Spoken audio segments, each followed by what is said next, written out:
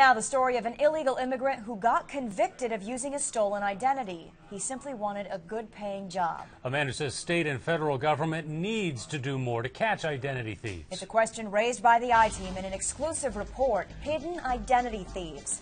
I-Team investigator Ryan Luby is here again, live.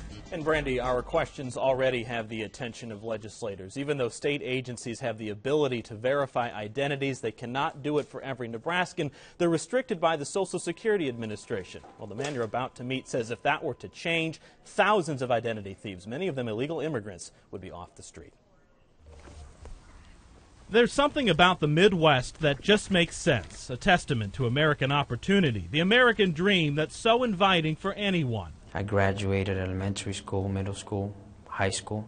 27-year-old Armando Olmedo Garcia seems just as American as the rest of us. Keeping up with rent, bills, things like that. But unlike most Americans, Armando does not have the documentation to prove he is one. Immigrating from Mexico with his family when he was just 7 years old, after high school, the challenges in his life quickly got serious. I was kind of faced against the wall.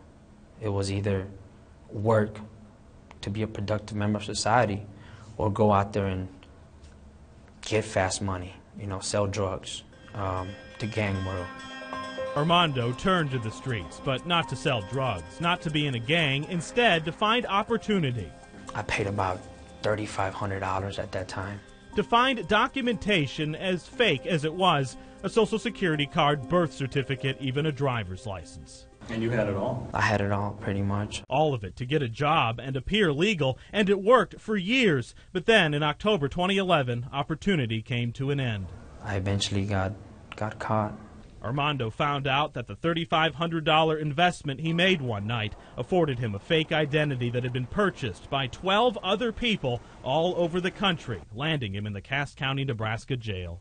If I would have known that this would have been where I'm at today, I definitely wouldn't have done it. Well, Armando's been here in Cass County for nearly a year now. He says he's not sure what's next, but says he married a woman who lives in suburban Chicago just a few weeks ago, someone he's known for years, in the hopes that it'll help convince federal prosecutors that he wants to stay here in the United States and go about doing so in a legal way. That's the battle Armando's attorney, Basil Alcasabi, wants to win. After all, Alcasabi believes the use of a stolen identity to find work is not very serious. To me, that's sort of like stealing bread. Alcasabi handles roughly 75 cases of identity theft involving illegal immigrants every year, a number he says that's on the rise, a number he also says is not about to go away. If the problem comes from illegal immigration, then you fix that problem first, and that will take care of the identity theft. Still, Armando says more state and federal oversight would help. I wish they could. Because it would establish more fear, more risk. And catch people like you. Catch people like me. The threat of jail and deportation that might be enough to encourage other illegal immigrants to find American opportunity properly. And if you're going to go to a country, do it right. Do it legally. Well, as we've reported, at least 2 legislators are now calling for change as a result of our investigation. One of the essential powers of the government is to protect the people, and this is a protection, somebody getting basically ripped off.